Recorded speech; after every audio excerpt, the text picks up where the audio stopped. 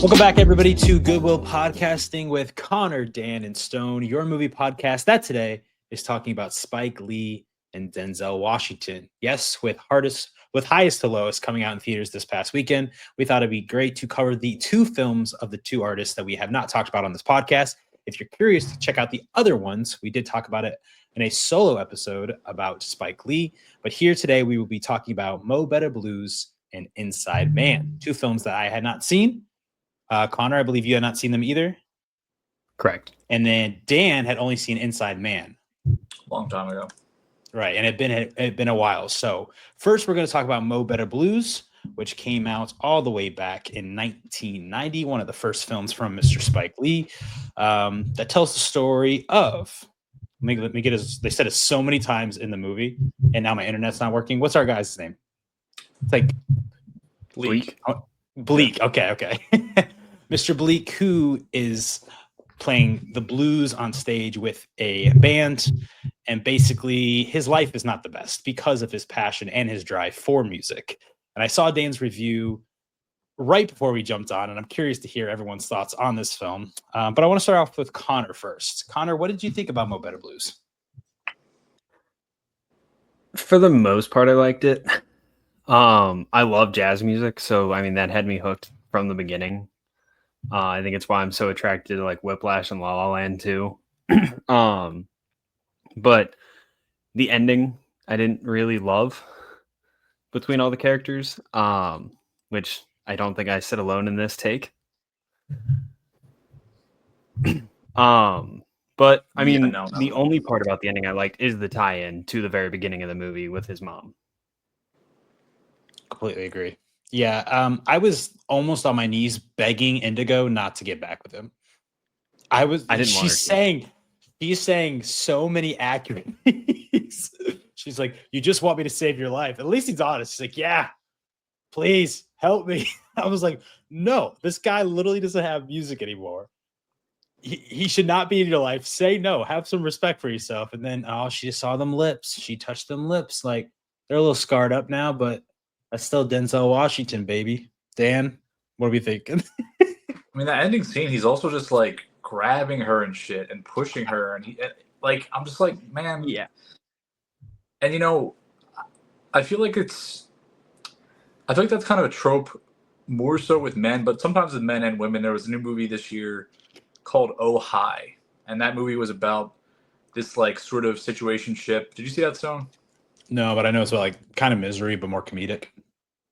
I don't think it's funny at all, but it's like basically this sort of like couple that's goes away, and then the guy kind of says like, "Yeah, I don't want a relationship really," and the woman just like freaks out and like ties him to the bed basically, and like keeps him there and is like, "I'm gonna make you," like it's just like, but it's not necessarily like by the end it's like, oh, maybe they'll work out. It's like, this should never be encouraged. Like, and I hate all that stuff. Like, if someone's not into you, just like, it is what it is. Life goes on. It sounds like a revised Gerald's Game from what you just said, except they both live at the end. Yeah, sort of like a much less dark version, or like misery. Like, it definitely was playing off of it. Anyway, I don't like anything like that. And here I was just like, neither of these people have any self-respect at all. So like, why should I be happy that they're together and raising children? I just don't really understand. Do you respect anyone in this movie?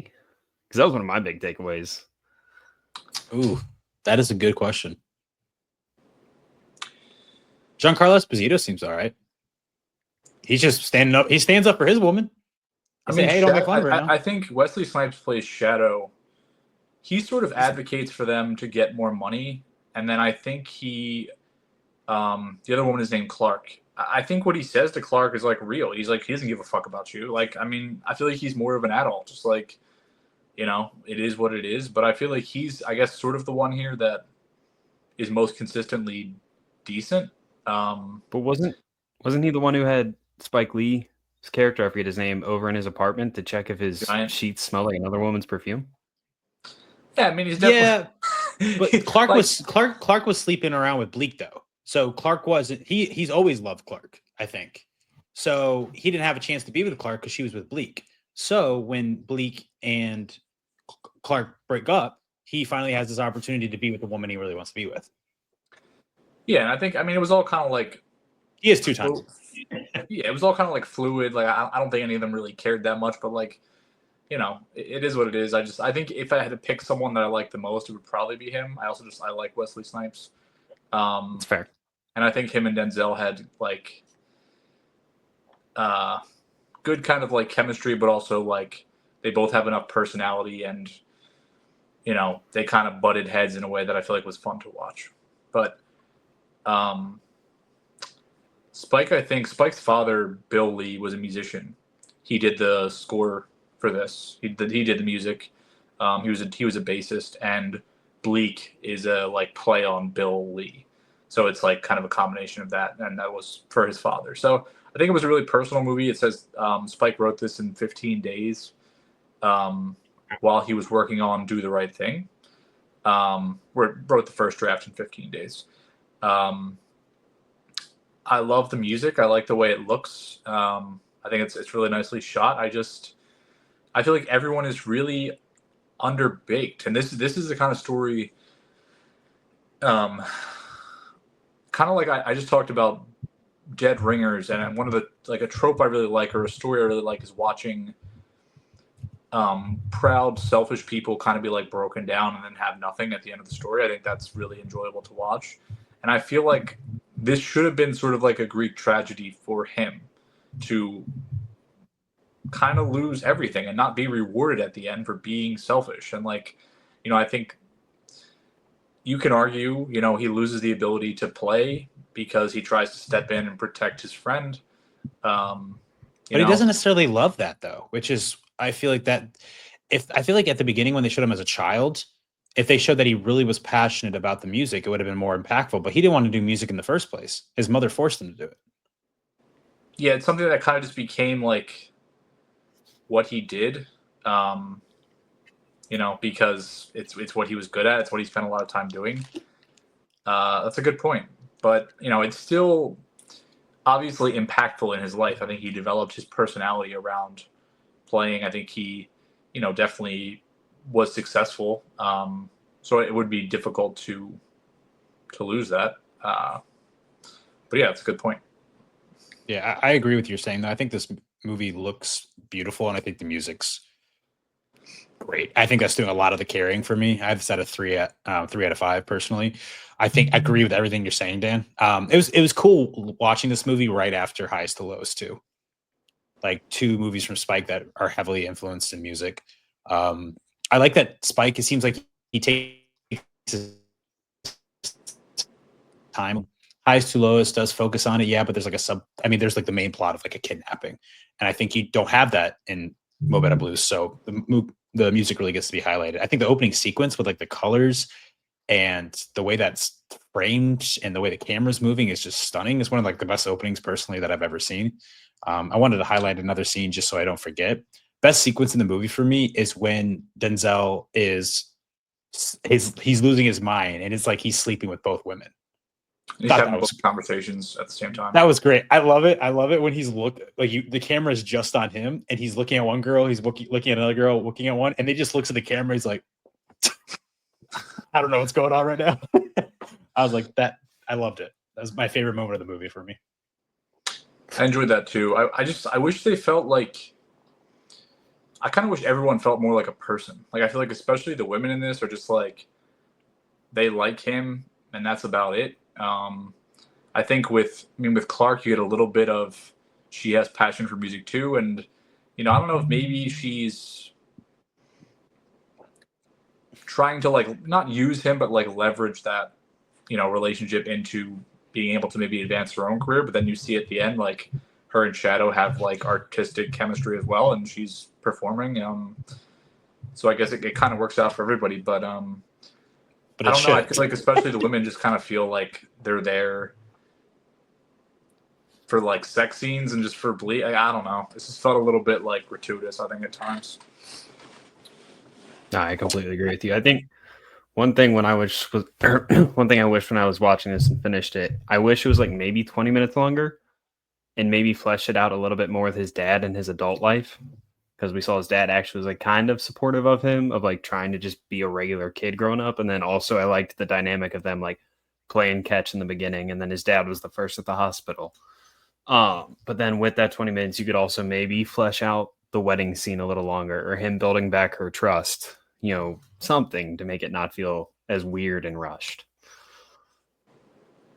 Where I wanted an extra scene was between, him getting beat up and him losing the ability to play, and then it just jumping a year later, and you don't see any, like, if you had seen some like growth or development from either of them in that period of time, or like him struggling or like anything, I think it would have felt maybe a little bit more satisfying with a positive payoff at the end. But just jumping from that to him just strolling up to her house, like, I don't know. That's what felt. That's I think fair. Like there needed to be an extra scene or 2 or 3 in there.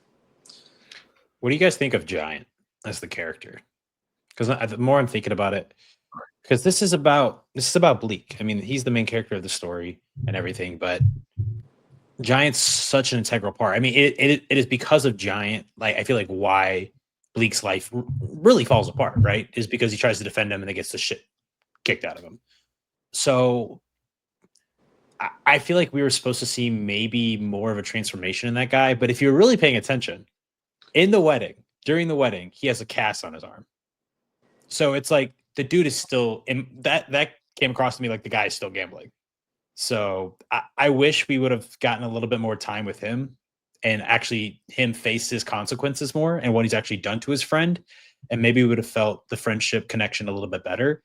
But this just seems like this guy he just can't get rid of. And he's a terrible friend because he did put Bleak in this situation, and it still looks like he hasn't changed in the very end. I guess it's like you've been friends with him for so long, it doesn't matter, but I don't know.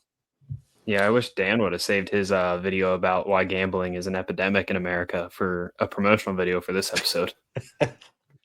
Yeah, remember Giant cannot hit a baseball bet, I guess. But betting on every game Samuel every L. Jackson popping up, not a good strategy, I would say. I did not know Samuel was going to be in this movie. When did he pop up? He beats up Bleak, or not Bleak. He beats up Giant. He like pops up in the back of a car. Oh, like one of them? I didn't realize that he was one of the. Yeah, Samuel L. Jackson is one of the guys who beats him up at the very end of the movie. I did not. I know what scene you're talking about. I guess I just missed that it was Samuel L. Yeah, his name is Madlock. Huh. Great name. Beats shit out of him. The other thing I thought about with, I guess the way Giant kind of figures into the movie is, and I think Clark is the one that questions it, like, he's not a very good manager and he's not effective in getting them what they want. And I think, much like, I guess, Highest to Lowest in a way, it is a movie that is dealing with,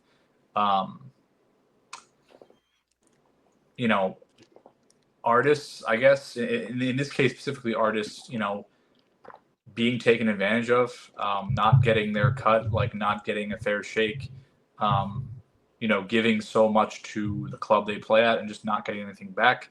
I have to say, I think it's John Turturro and Nicholas Turturro. Wait, is that really his brother?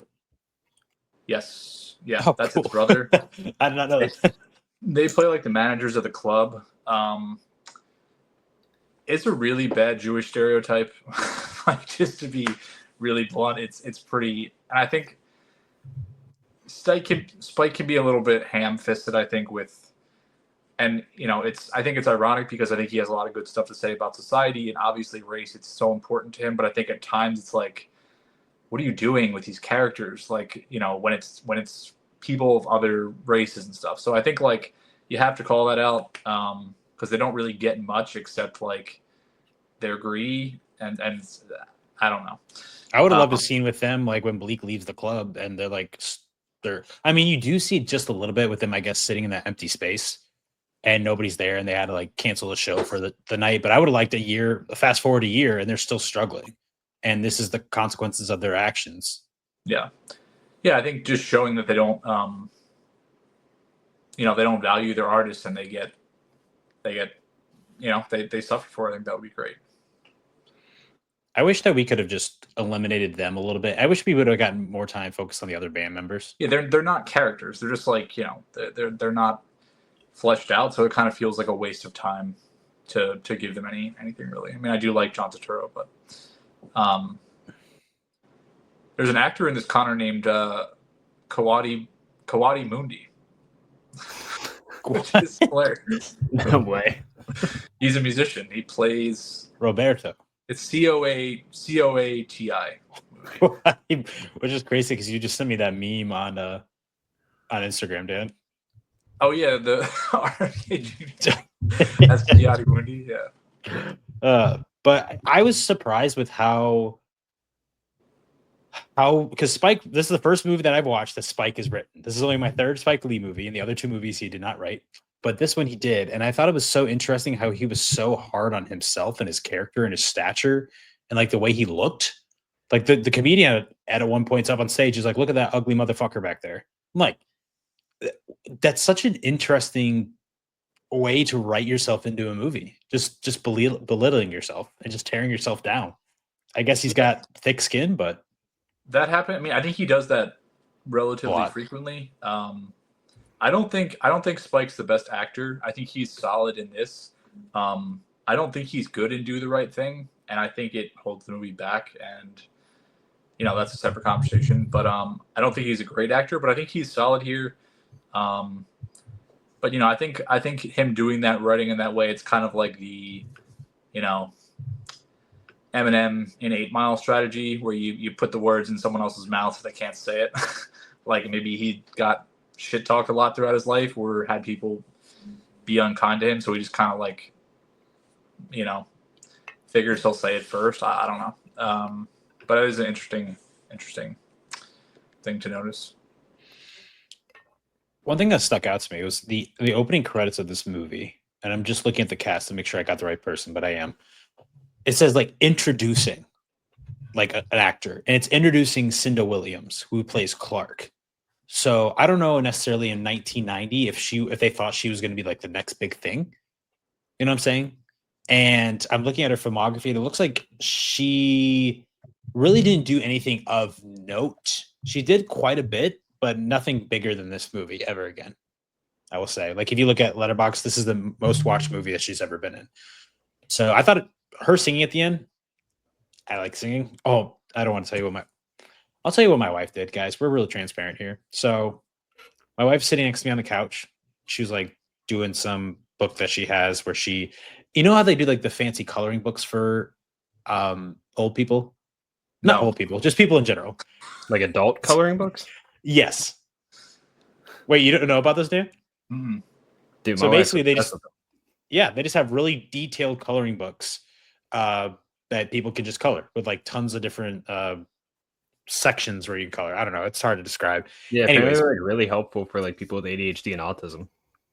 Well, what goes perfectly with what I'm about to say is that I think they figured that it's tough for people to actually like use the pencils or the coloring pencils. It may be if they have like Parkinson's, something like that. So what my wife is doing is they basically did the exact same thing, Connor, but with sticker books. So you could take stickers and you could place them in a certain spot, and it creates a picture. It like does a numbering. Like This is 15. Look for 15. There you go.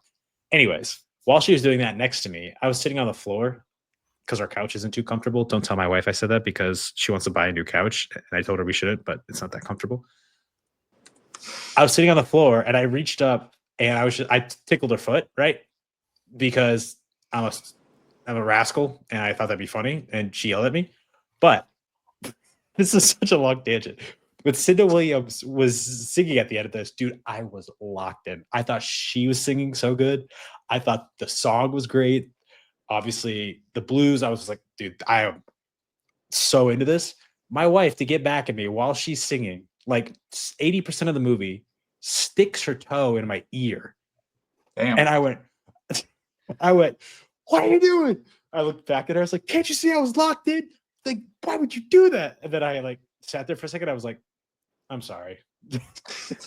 I was really into the movie and you interrupted me. But you gotta just rewind. Just silently rewind. I was so locked in. Like that was one of the most transfixed times I was into the entire thing. All of a sudden, I get big toe stuck in my ear, and I was like, I was not expecting that. Worst places for a toe to be. Yeah, I think she's okay. She had showered a little bit before, so.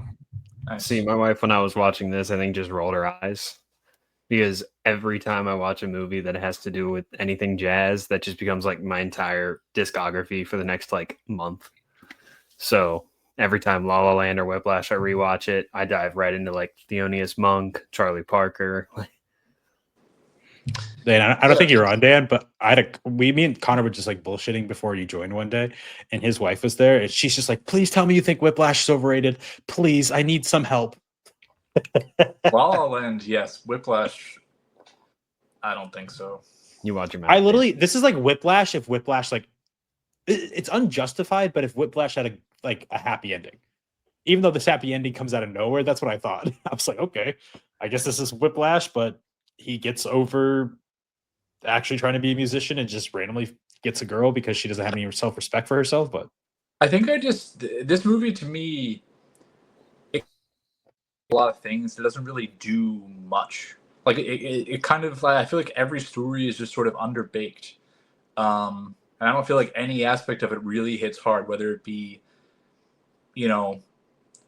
Bleak's psyche or these two women or those relationships or, the dynamics between the band, the dynamics with the club, Giants gambling. Like it's all kind of there. I don't find it that compelling. And I didn't find any of the storylines except really the, I guess, dynamics with the club to be that interesting. So maybe Lacey had a happy ending. I don't know. Yeah. I like Shadow's story. Like I said, maybe he isn't the best guy because he is sleeping with two women at the exact same time. But that is because he's in love with Clark, and he doesn't do that, as far as we know, when he's with Clark. He's just transfixed on her. And I do think he's a decent guy because even though him and Bleak have that exchange at the club where they're fighting, when he goes outside and he sees Bleak is messed up, like he's like I think remember he turns around, he's like, "You guys just beat the shit out of my friend." Yeah, like he realizes that after everything, they're still pals, and this is still a guy that he would fight for. By the way, his name being Shadow Henderson, that's a cool ass name. I wish my name was Shadow Henderson. Anyways, you go ahead, Dan. It is a cool name. I agree. I like him, and I like Wesley Snipes. So I wish we got a little bit more from him and Giancarlo. But it's a very cool movie. I think it's very aesthetically cool. But I think when you dig in, there's not too much there to really get after. So I kind of expected a little bit more. I'm not going to lie. Because I was texting Kev while watching this too. My final thought, because I was texting Dan, Fabian, and Kev all about this, because the first link I clicked on Google lied to me. So Stone, there's the scene where he's talking about all his MLB picks for that day for betting. And he says the Angels over the Rangers. And I texted all three of them and said, because the first thing I clicked on said that scene took place in 1969. And it lied to me. It takes place in 1990. But I texted them because the Rangers were not a team in 1969. They were actually the Senators. But yeah. The movie it's got because it right. The only date the movie gives is 69, which is when it opens. And then you fast forward like 21 years, whatever. But yeah. Well, so the movie is in 1990 though. So I think the movie would actually take place in like 1980s. It would still, the Rangers became official in 72. So it would still work. He was like, 20 years after. So okay. Yeah. But so it would have been a great point. Connor was ready with that. But that's crazy that back in the day, imagine Giant in today's gambling world. He'd be just. I mean, it's like Dan said, it's an epidemic. It's right on our phone. What did you say, Connor? It's like you said, it's an epidemic. It's right on our phone. I mean, gambling just became legal in Ohio, I want to say a year ago, 2 years ago.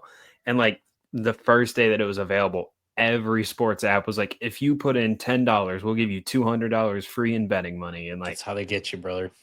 Yeah. And meanwhile, I went in, I downloaded 2, I put $10, got the 200, put 100 down on 4 different bets that were just crazy numbers. Would have paid out millions. They didn't hit. I deleted the apps. You've never done it again? I think Respect. I think the most I put down after that was $10 on Brock Purdy to have over 200 passing yards one game. And then I was like, I already stress enough about sports. I don't need to stress about my money on sports. I deleted them. I think betting's only really fun, I think, for like season-long stuff. Like a couple years back, I put down money on the Eagles to win the Super Bowl at the start of the playoffs. It was the year in 2017, and it was like they were plus 900. So like I put $100 down, got $1,000, like something like that. When like I had pretty strong confidence, but like day to day, it makes people crazy. When you look at like how they market and how they target people and the way they'll like find people that have like were doing really badly and then stopped, and they'll like target them with like crazy predatory shit. That's like, I mean, there's a lot of lawsuits happening right now, but it's just, and it's a lot of kids too. They get kids on it young, and like, you know, when you're 21, your brain is not up to that. Dude, my wife's cousin, when he was 16 in high school, his best friend at the time used his grandma's like social to get into the betting app to be able to bet. Like, yeah, it's crazy. Yeah. I think the only betting I'll do in the future is, Dan, I don't know if you know, but like Kentucky's massive for like horse racing. And we've gone down to Keeneland before, and like you can place like dollar bets on a horse there, and that's fun. Yeah, something in person like that is definitely different. But like wandering around casinos and like sports betting is like. I've never speaking about I've done it once. I wanted to spend $100, and I made sure I spent $100, and I got out of there. Nice. Well, I was say, speaking of losing money, do you guys want to talk about Inside Man? Yeah, for sure. How much money was actually lost in Inside Man, though? So some diamonds. You just yourself up at your own joke? No, it wasn't a joke. It was a transition. Come on, brother. That was good. Okay, all right. For anyone watching on Spotify, after Stone said that, he stood up out of his chair and flexed and walked across the room. Well, you can watch our videos on Spotify, right? I can see the flex. Yeah, but like when I'm listening in my truck, I'm not watching while I drive, Stone.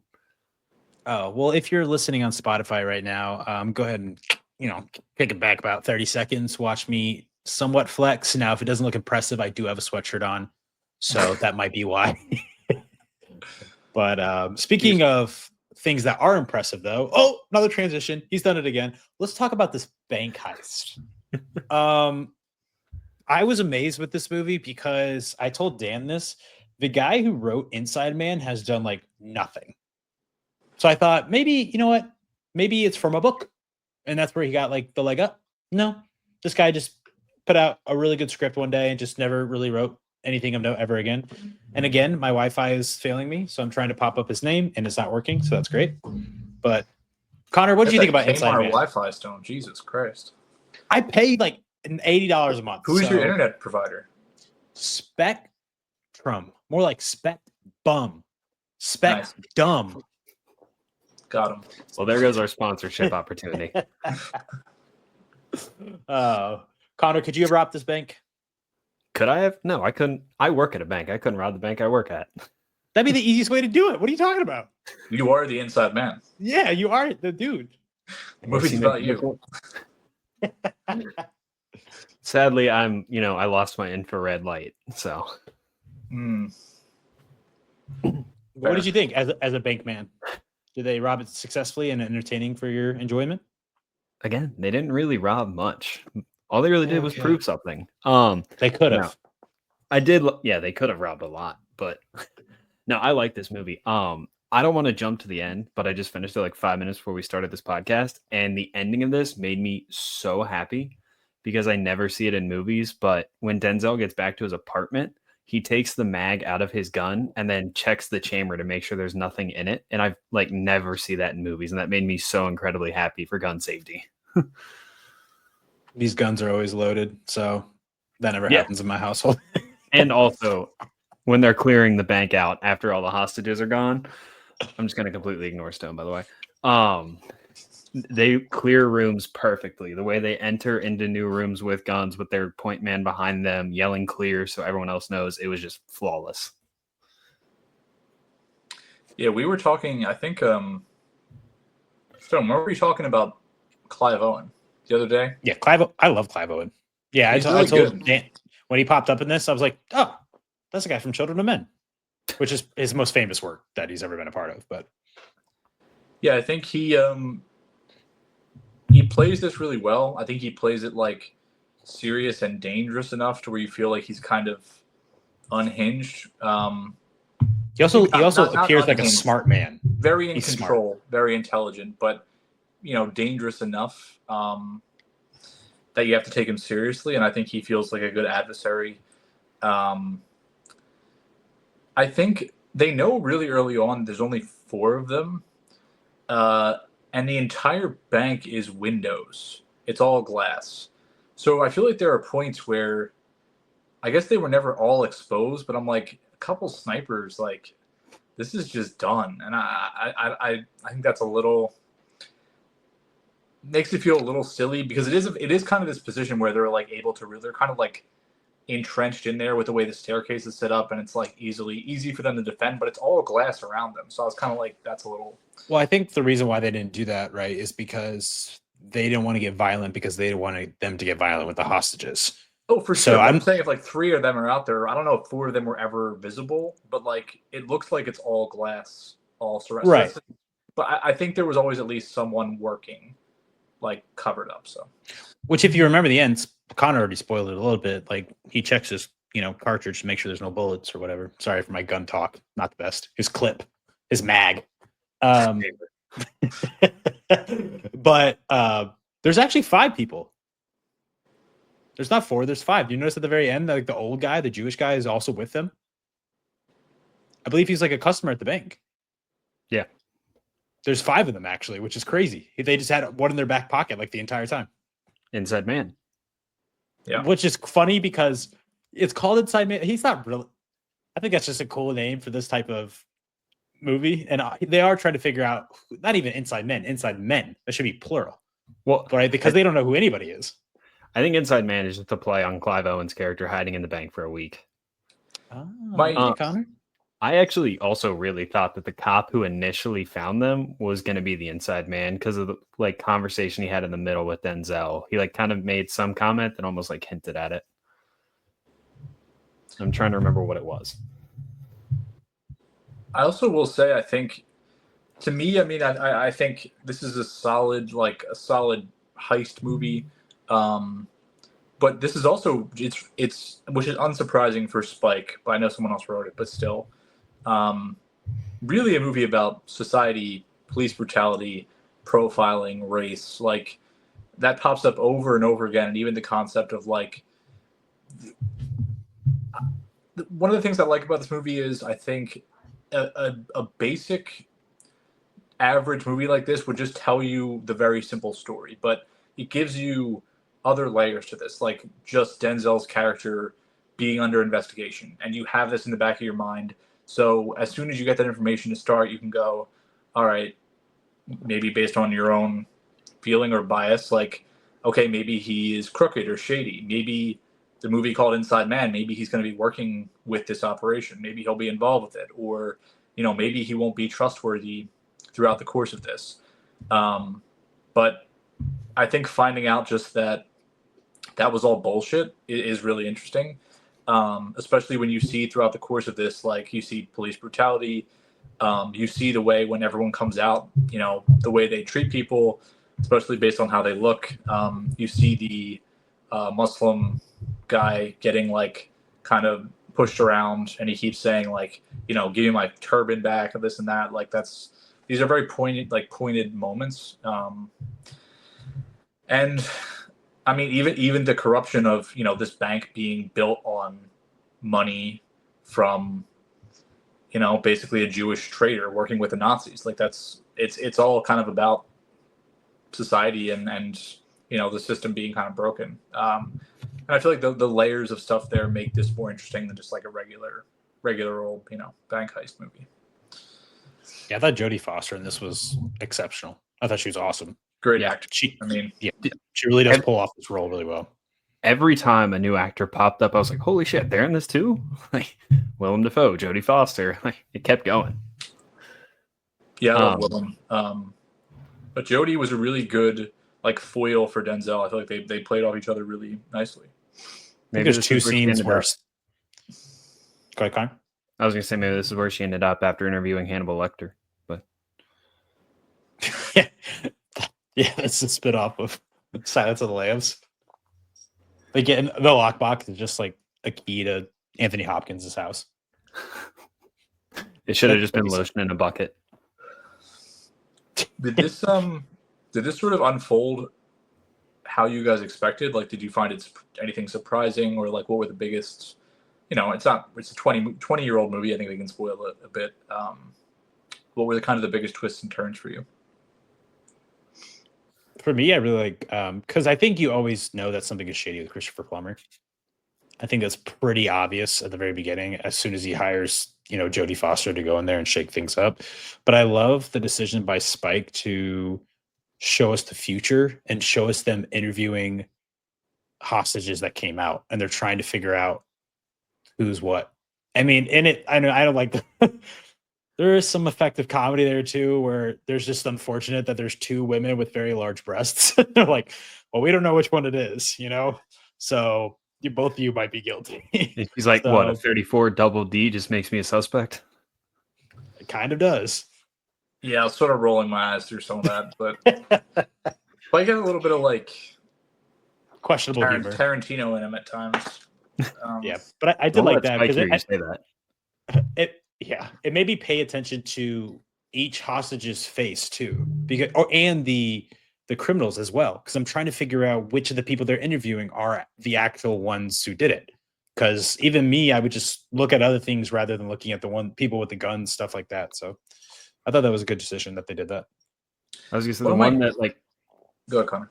I was gonna say the one that got me, Dan. It was like kind of like justification in my head, maybe. I don't think that's the right word, but the scene where Denzel tackles Clive Owen's character in the bank, and the other guy runs up and puts an AK-47 in the back of his head. The gun, like, it's very split second, but the gun rattled, and I was like, a gun shouldn't rattle like that. Like, the only time maybe is if it has like a clip on it to put like a strap on, which to my knowledge most AKs don't have because they're Russian made. And then later, and they were like, they're toy guns. I was like, oh. Yeah, I heard that noise, and it doesn't really make any sense. Like, it sounded like he was like pulling back a hammer or something. Like but I was like, it didn't make sense in regards to that scene. But I feel like it sets up. It kind of hammers home the point until you see the video that they don't actually want to use violence, and Denzel keeps kind of like probing that and testing that. I feel like it was a little silly how reckless he was with his life. Like, he was like, "Oh, well, he didn't shoot me, so we're all right." Like, I don't know. He has a lot of confidence in himself.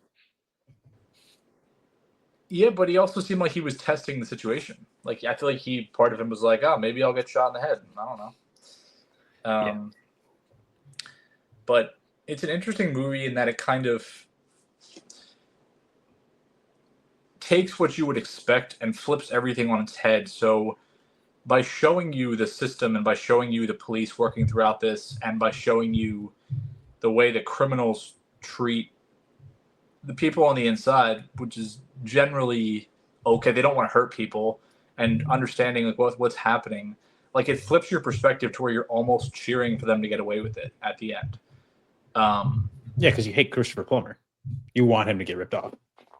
Yeah, and it's interesting to see a movie like do a complete 180 in terms of your perspective, especially when it's a heist like that. Normally, I feel like a movie like that, you're going into the heist already kind of set in your allegiance. Like, you want to see it work, you don't want to see it, like, whatever it is. They're good guys, bad guys, but it kind of like plays with the idea of its heroes and villains, and I like that. I like that you have Jodie Foster's like a morally gray character, because she's doing I guess she's not the best person in the world, but even there is a level though between her and Christopher Plummer. because I love the line where she says, like, I think she has like a new person that she's going to work for, like a terrible person, and she get like maybe like a terrorist organization or something like that. I can't remember. He's like it's Osama bin Laden's nephew or something. Yeah. And she's like, we gave him you as a reference, and he's like, oh, like that grinded his gears, and she's just like smiling. So yeah, she's not the best person in the world, but I did like that line. Yeah, she seems like someone who is like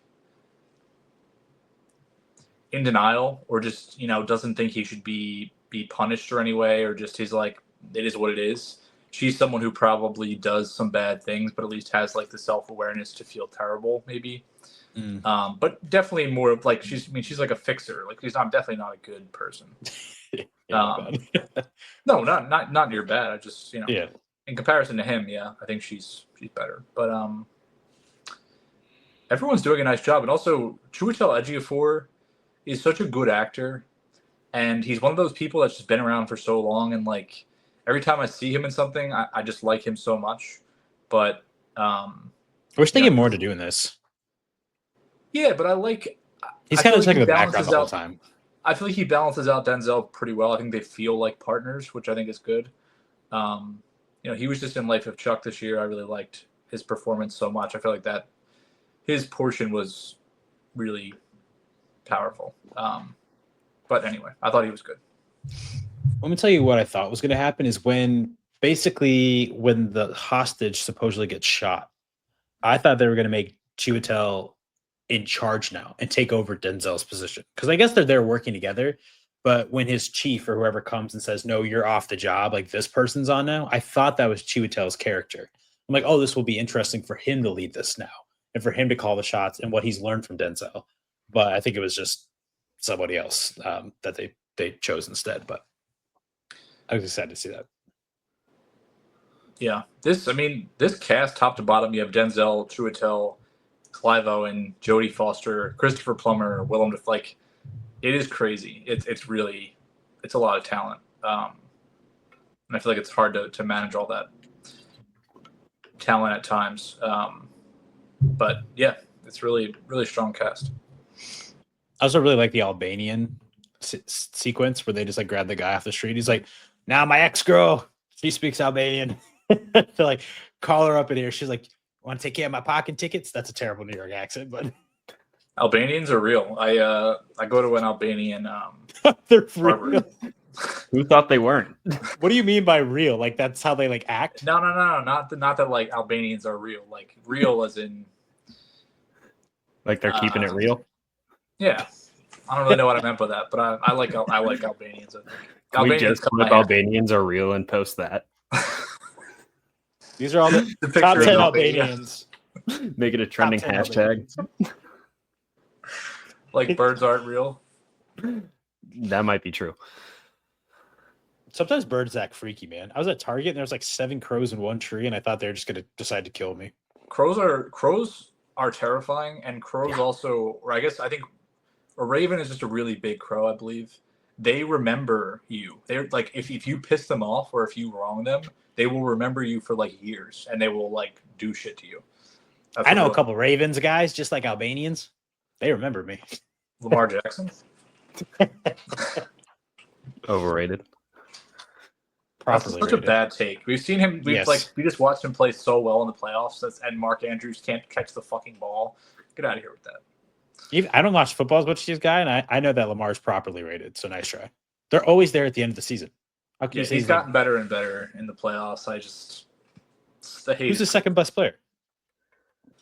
Second best player? The Ravens. Derrick Henry. Oh, I forgot about that guy. But I mean, he's a running back. Yeah. He's a truck, is what he is. I know that too. Look at me, all our knowledge. You do movies in the fantasy league. I would not do fine in the fantasy league. But nice try.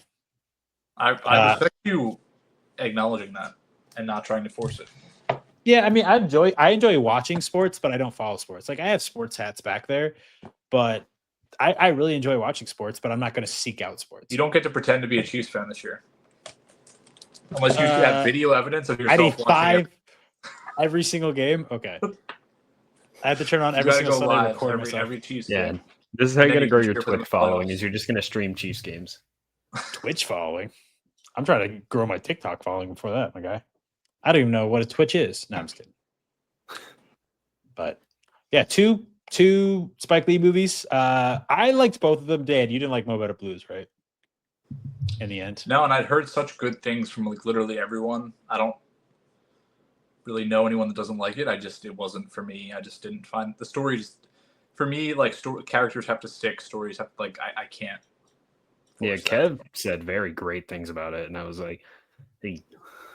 Yeah, I mean, I think Kev loves the music and the performance. I understand why anyone likes it. It just, for me personally, wasn't. And maybe I'll try to rewatch it. I might like it more, but we'll see. Feels like it could have been. I mean, I loved the music in it. Like, one of my favorite dates my wife and I have ever been on was to a jazz club, and like on our honeymoon, the resort we were at, there was a speakeasy that was a jazz club, and that was like my favorite thing. Does your wife like jazz music? She's kind of. Cutter's like, yeah. So she's kind of like Emma Stone in La La Land. She likes it because I like it. Every Sunday I play jazz music, and then every Friday I go to a jazz club, and then every night we watch Whiplash. Like, I mean, at least I'm glad you like this movie, though. I'm glad you like jazz music. But it's funny that I believe you mentioned that earlier, and then you just gave two scenarios. Like, on our honeymoon, we went to jazz. On this, we went to jazz. Like, I'm glad she loves you because you love jazz. Loves jazz music because she loves you. Are you guys gonna keep going through Spike at all, or what? What do you think? I want to try. A lot of things on the docket to watch right now. I want to watch him and Paul Thomas Anderson. Those are like my two, because there ain't nothing coming out in August. I was gonna say, I think for the most part, Spike's movies have sat well with me. Yeah, I wasn't as big as He Got Game as you guys were. I have it like 3 stars. That's such an up and down movie. I feel like its highs are so high and the lows are just like low, but I think I had it at a 2, maybe. That's crazy. 2.5. It was 2.5, I think. I don't know. That's fair. Yeah. It's not. I mean, I don't think it's a great movie, but I'm like halfway done his movies now. You went from that's crazy to that's fair. Good job, Connor. No longer crazy. 2 stars. That's crazy. 2.5. It's within reach of 3. It's within reach of 2 too. Yeah. Glass half full kind of guy. What can I say? Well, guys, if you like Spike Lee and you liked this episode, please check out me and Dan's conversation on Highs to Lowest. It was probably one of our best episodes ever. And high and quality. Yeah. Oh, and High and Low. Yeah, we discussed High and Low as well by Kira Kurosawa. But yeah, please check that out. Let us know what you think about these 2 movies. And next week, what do we have on the docket next week? Next week, me and Dan, I believe, are discussing the new Neon movie Splitsville as a movie review. But then also we will be discussing Alien Earth. The second time we've ever discussed a TV show on this podcast. Oh, third time, because we've done Invincible. Yeah, Andor. Invincible, Andor, and now Alien Earth. Good episodes. So, yes, check out all our episodes. They're all good, guys, if you haven't. But until next week, until those episodes, please go outside, sit on a park bench, touch some grass, call up your friends, listen to some jazz music, and then we'll see you then.